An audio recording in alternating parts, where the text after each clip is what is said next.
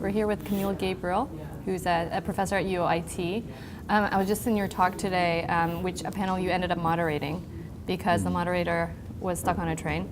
But it was on universities as economic powerhouses, and it looked at the link between universities and industry. Could you tell us a little bit about the model that is currently in place and the model that you're proposing on this subject?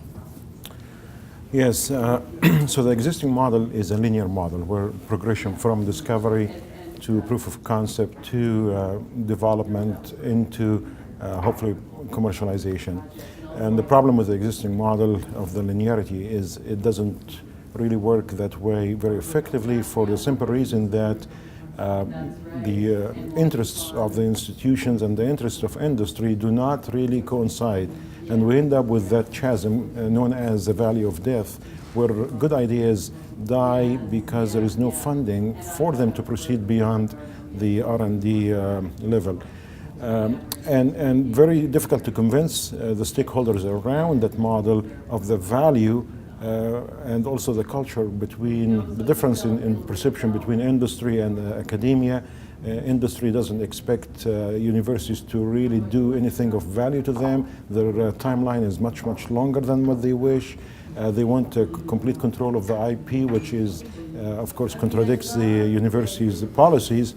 So the model that I'm proposing is called the communities of innovation, whereby the institutions, the stakeholders, whether bankers or business people, nonprofit organizations, NGOs, municipal governments, all are working with the center piece being the community, feeding into the community, working with the community very closely to enhance their economic and social values, whether that reducing violence in the street or introducing the next BlackBerry, so to speak, a new gadget that makes our life better and easier and more enjoyable. So the model really looks at all those partners stitched around the community, all contributing to the advancement of the social and economical and the environmental health of the community.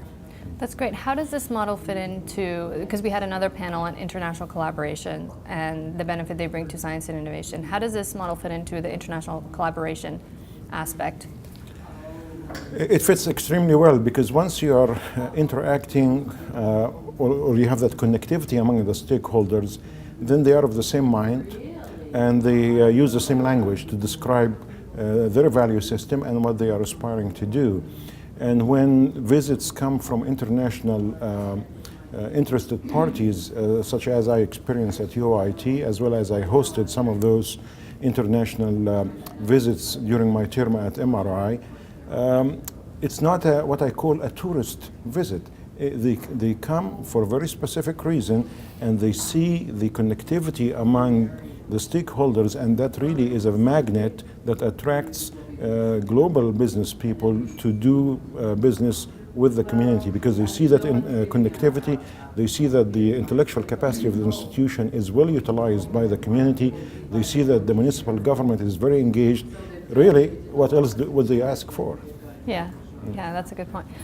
Could you expand a little bit on the IP side of everything? Because on the panel we were just at, there were differing views. Some people were saying that studies show that no matter what IP model you have, whether it's university-owned or inventor-owned, that the results, this number of spin-outs and such things are the same.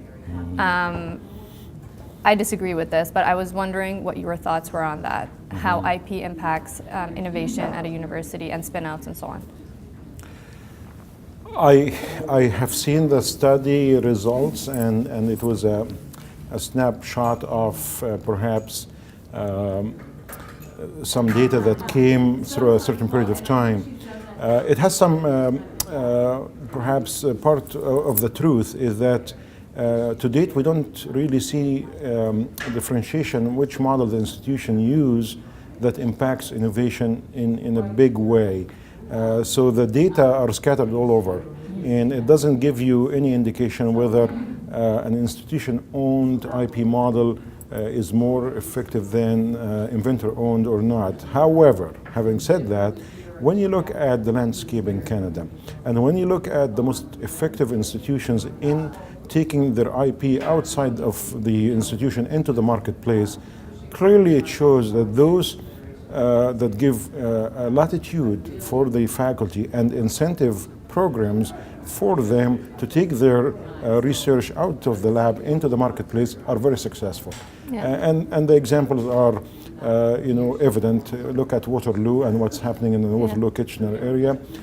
UOIT has started building on a model similar to that, has been extremely successful in patents. We had over 30 patent application under my time as the founding associate provost there. 12 patents have been approved and in the process of approval.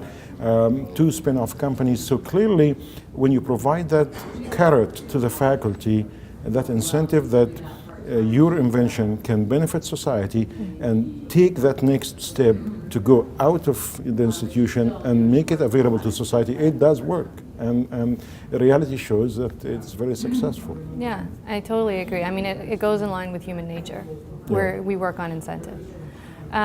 So can you tell us about how this model that you've suggested, taking into account the IP laws and everything like that, could be implemented at UOIT and then extending that across Canada? Because a lot of the issues stem from irregularities between the different IP laws across the universities.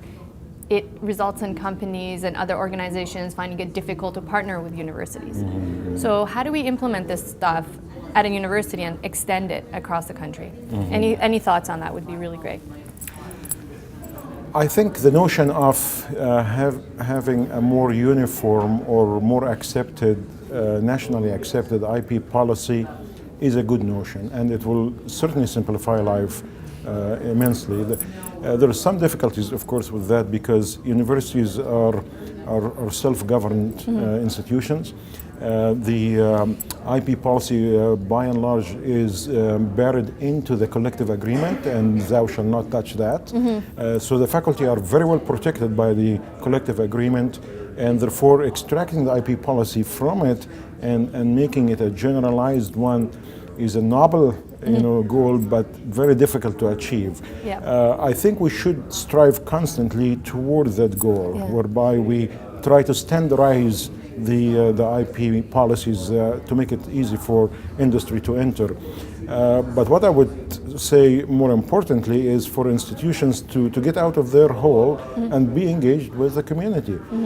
Just to give you an example, in 2008 when the bottom fell off the automotive industry in Oshawa, the first thing that the region has done is to commission a task force for community adjustment exercise. And during that community adjustment, where they asked the question, what should we do to diversify our industry so we are not solely dependent on the automotive industry, and what can we do for the automotive industry moving forward to make it even more palatable to the customer, they invited the university. The first thing they have done to come and say, okay, you are a powerhouse for us, you are in this region, you produce the high quality personnel, you produce the ideas, tell us what we can do with you. And I gave a presentation about the strategic research plan at that time, and lo and behold, much of what we aspired to in our strategic research plan was in the final document for the community adjustment. So this is what I mean by a true engagement with the stakeholder. Research and innovation should make our lives better, should make our towns safer, should make our transportation much easier to and less CO2 emission. Innovation is about making life better, and it's all about people. Yeah, exactly. So what would you suggest needs to change right now in order to make this happen, in order to facilitate this model that you're talking about? What can we change right now? You were in my presentation, you heard me talking about Lombardy. Going back to the basics. We have complicated the subject so much. We have studied it, we have numerous reports from every direction. Really, let's go back to the basics of it. And the basics of it is connectivity. We have the stakeholders, we have people with genuine interest to produce value added to society. They just don't know how to do that. So the model talks about connectivity. And we heard it from all the speakers in the conference, which has been absolutely a very successful conference. that connectivity. We just need to connect people, find ways by which they can contribute to each other goals and align their self-interests so that we have a successful model to take to the community and solve problems on the local level, national level, and globally, because we belong to a global village. Yeah, what about the M word? I know no one really wants to talk about money, and in a lot of the sessions I've been in, it's sort of been tiptoed around, and I don't know why. What's your view on funding and the amount of money we need to get this stuff going? How important is money and funding coming from government or university or industry important in getting the stuff off the ground? I think one thing we can do is to really examine the where the support is going. We have soup, a variety of programs on the national level, on the provincial level, and we need to really examine which of these programs are effective reaching the targets and eliminate duplication between them. Sometimes the tendency is for provincial programs to mirror the federal programs. Perhaps fundamental research should be the mandate of federal agencies, and the provincial funding perhaps should target more the areas where it really matters to the communities and to the provinces and so on and so forth. There is no need for duplication. We understand that there is an important need for fundamental research. It should continue. There is an important need for applied research and everything in between.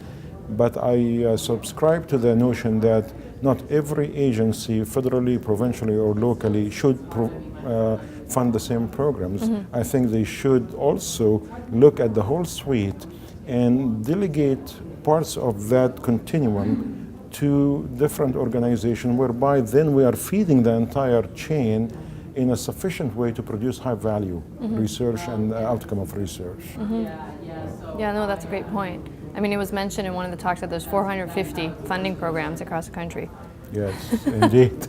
That's a lot. Is there anything else you'd like to mention about your model, anything that we haven't covered? I think part of the model that is so delightful to see in this particular conference is the engagement of young people. That's very, very important. It's you people who are going to change the culture. And it is so refreshing to see during this conference how the grassroots are very well engaged, very well aspiring to a better model, to a better way of doing things, and more effective way. So I would say continue with your message.